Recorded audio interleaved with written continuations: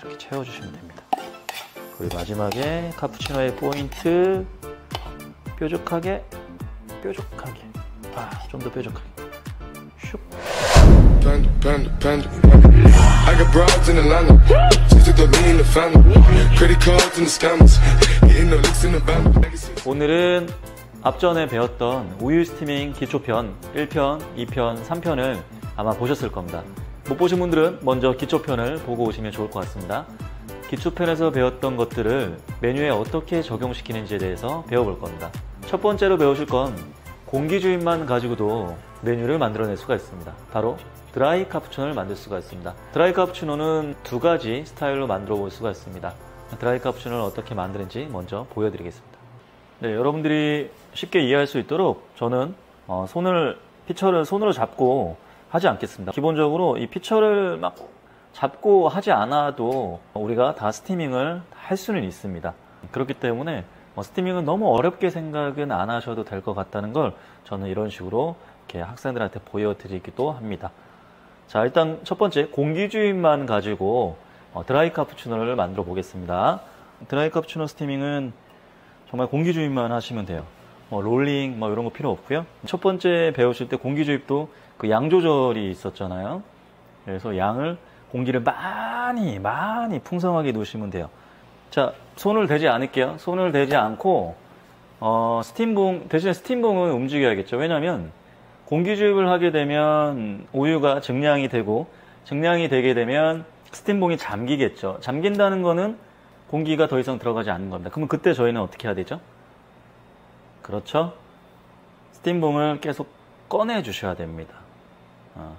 그러니까 만약에 잡고 하게 되면 피처가 내려가겠죠. 피처가 이렇게 내려가면서 공기가 서서히 들어가는데, 지금 잡지 않고 할 때, 이렇게 놓고 할 때는 공기를 뺄 수 있게 이렇게 스팀봉이 계속 들쳐줄 거예요. 근데 이 기기 같은 경우에는 여기서 걸려서 좀 공기주입을 들어가는 게 좀 한계가 있습니다. 하지만 가능합니다. 한번 해볼게요. 공기가 들어갑니다. 예. 자, 지금 잠겨지죠? 잠겨지면 어떻게 해요? 예, 꺼내야죠. 꺼내야 됩니다. 롤링이 많이 되면 안 돼. 롤링 되면 안 되는데, 예. 최대한 롤링이 안 되게끔, 공기만 거칠게, 예. 온도 올라가면 꺼주시고요. 최대한 거칠게, 아주 거칠게. 좀 더 거칠면 더 좋을 것 같긴 한데, 지금 제가 만들 카푸치노는 드라이 카푸치노 중에 빵푸치노라고 하는 스타일을 만들어 볼 겁니다. 그 빵푸치노는, 여러분들이 주로 하시는 카푸치노랑 만드는 방법이 좀 틀리죠. 순서가 틀린 거예요.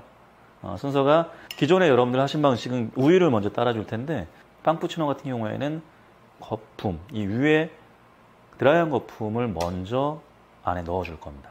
제가 지금 일부러 계속 말을 많이 하는 거는 이 거품과 우유가 계속 떨어지게끔 일부러 하는 겁니다. 지금은 오히려 롤링을 하시면 안 돼요. 오히려 거품과 우유가 분리가 되게끔 하는 겁니다. 왜냐하면 거품이 드라이할수록 좋기 때문에 계속 이렇게 떨어뜨려 놓는다고 보시면 돼요. 이 드라이 카푸치노 같은 경우에는 매장에서 하시면 소비자들이 재밌어하고 좋아하시는 카푸치노이기도 합니다. 굉장히 드라이하죠? 떨어지지도 않는 정말 무슨 퐁퐁처럼 되게 그렇죠. 자, 이 드라이한 폼을 이렇게 넣어주시면 돼요. 가운데 넣어주세요. 가운데 조금 눌러주시고, 이왕이면 최대한 드라이한 폼을 넣어주시고요.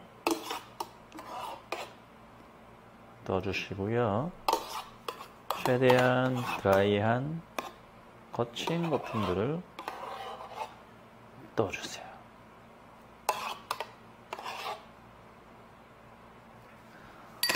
네, 이렇게 하게 되면 거품이 거진 한 1.5cm 정도 거품이 쌓인 것 같습니다. 훨씬 더 드라이하게 되면 거품을 더 가득 많이 담을 수도 있어요. 그 다음에 우유를 따라주시면 됩니다. 순서가 좀 다르죠? 예, 우유를 살포시. 자, 그럼 쭉 올라와요. 이런 식으로. 거품이 위로 살포시 올라오게끔 하는 카푸치노죠. 그래서 마지막에 마무리는 조금 더, 조금만 더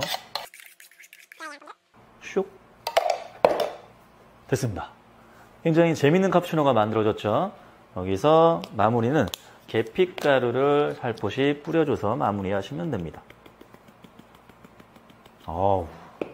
아주 먹음직스럽게 생긴 카푸치노가 완성이 되었습니다. 이 카푸치노는 거품 카푸치노이기 때문에 먹었을 때 입술이 허옇게 되는 시크릿 가든에서 나왔던 그런 카푸치노라고 보시면 될 것 같습니다. 공기주입을 합니다.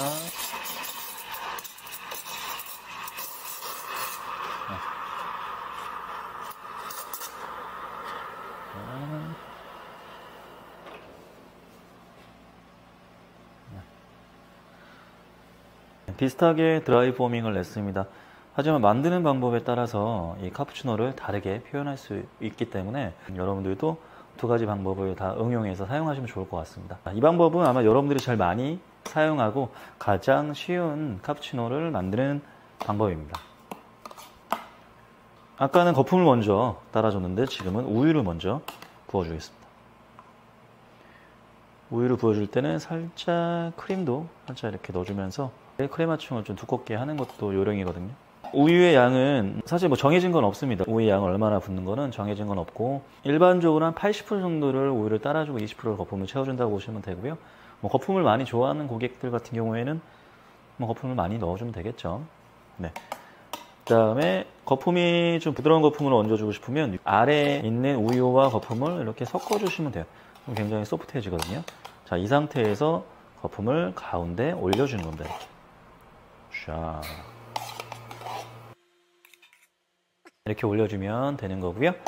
근데 좀 카푸치노 치고는 이 테두리가 좀 너무 가라앉은 것 같아요. 이 테두리 부분이 좀 볼록하게 올라오면 더 이쁘겠죠. 그래서 우유를 살짝 올라올 때까지만 이 정도 부어주시면 됩니다. 구멍도 조금 뚫린 게 안 이쁜 것 같습니다. 그러면 살짝 거품을 슉 이렇게. 네, 이렇게 만드시게 되면 귀여운 드라이 카푸치노가 완성이 되었습니다. 계피가루를 좀 다른 방식으로 뿌려볼게요. 이렇게 이쪽으로 이런 식으로 더 이쁘게 만들어낼 수가 있겠죠. 공기주입만 해서 드라이한 거품을 만들었고 그 드라이한 거품을 가지고 이렇게 실제 사용할 수 있는 메뉴 두 종류를 배워봤습니다.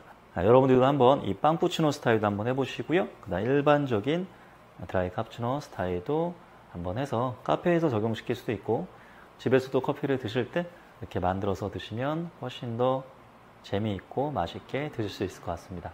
다음 시간에는 롤링을 이용해서 거품을 좀 더 부드럽고 얇게 만드는 방법을 응용해서 메뉴를 만들어 볼 겁니다. 만들어 볼 메뉴는 웻 카푸치노라고 부르는, 그리고 바리스타 자격증 시험에서 제시하는 카푸치노로 유명하죠.